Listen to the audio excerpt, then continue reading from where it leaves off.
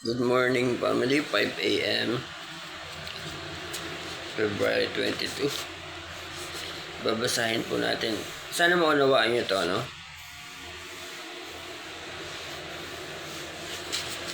Kasi tayo may tinatawag na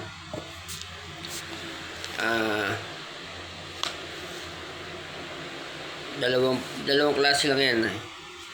Panahon ng mabuti at panahon ng masama. Yes,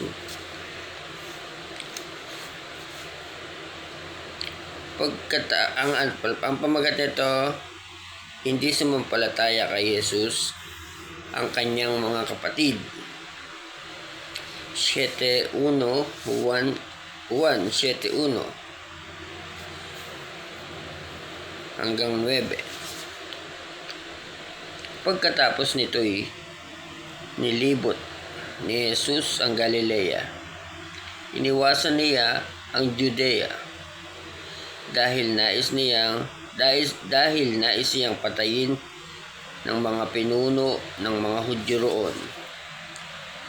Nalalapit na roon ang pista ng Tolda, isa sa mga pista ng mga Hudyo. Kaya't sinabi kay Jesus ng kanyang mga kapatid, "Bakit hindi ka umalis dito at pumunta sa Juda para makita ng iyong mga tagasunod ang ginagawa mo? Walang taong naglilihim ng kanyang ginagawa kung ang hangad niya'y maging tanyag. Ginagawa mo rin lamang ang mga bagay na ito. Magpakilala ka na sa sanlibutan." Maging ang mga kapatid ni Jesus ay hindi naniwala sa kanya. So ito may ibig sabihin ng may talinghaga rin sa salita na to. Sumagot si Jesus, "Hindi pa dumarating ang aking panahon. Sa inyo'y maaari kahit anong panahon. Hindi kayo kapuputan ng sanlibutan, ngunit ako'y kinapuputan nila sapagkat pinapatotohanan kong masama ang mga gawa nito. Kayo na lamang ang pumunta sa pista. Hindi ako pupunta sapagkat hindi pa," inulit "dumarating ang aking panahon." Pagkasabi nito, nagpaiwan siya sa Galilea. So family, i-share ko sa inyo, sa maniwala man kayo o hindi, okay lang. Kasi may mga panahon na kasi ang Diyos nga ang gumawa rin sa masama. So nagtalaga ang Diyos, halimbawa yung 1,000 taon, panahon ng masama yun.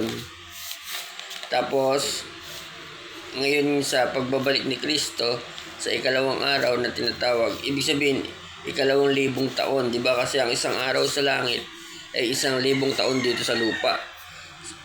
So ngayon nandito na tayo sa ikalawang araw, kung saan yung 2,000 taon ay tinatahak na natin, kung saan tinatawag na huling panahon. Kaya nga huling panahon kasi yung pamumuno ni Kristo huling panahon, kasi hindi na kailanman magiging panahon pa ng masama.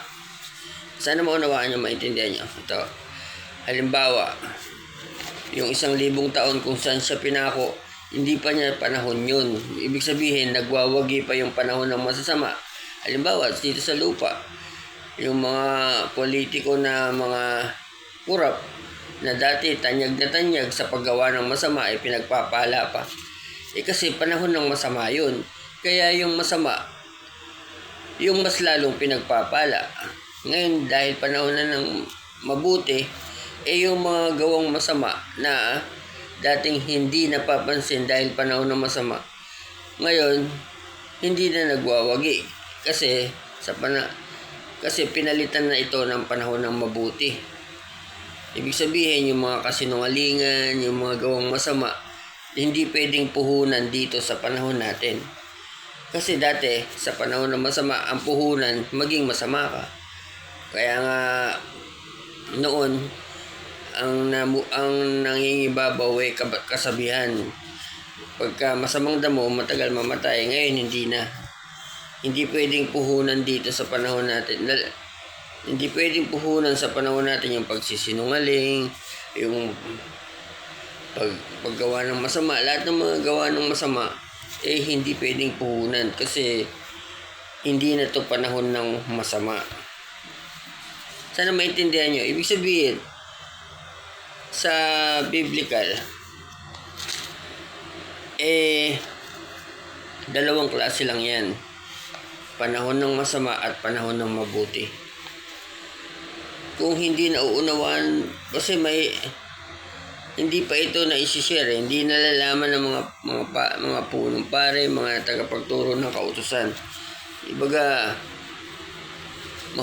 mahirap unawain. Ibaga, hindi nila abot yung mga ganitong hindi nila maipapaliwanag kasi hindi sila yung dapat magsalita nito.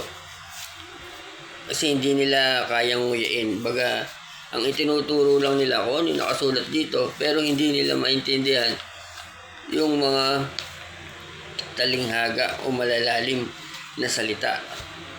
Sa pamamagitan ng Espiritu Santo at kaloob ng Diyos, mauunawaan mo yun. Kumbaga,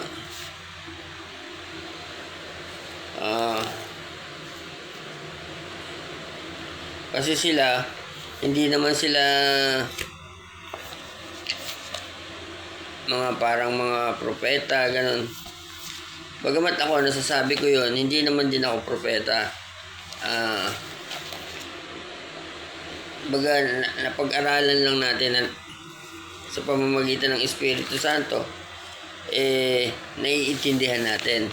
Kasi sa mga pinagdaanan natin. At saka, wala namang iba talaga makapagsasalita nun. Kasi hindi pa nasasabi dati yun. Halimbawa, ito sa langit, para maging patas ang ano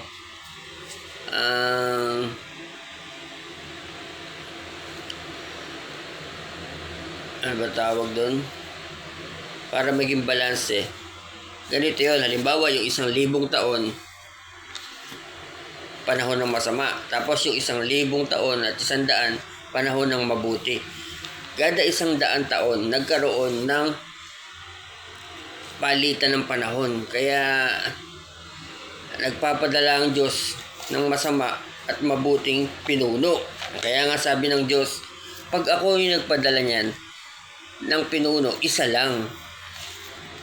Pagka masama ang pinatupad o mabuti, sundin nyo. Pagka hindi nyo sinunod, mananagot kayo sa akin, di ba?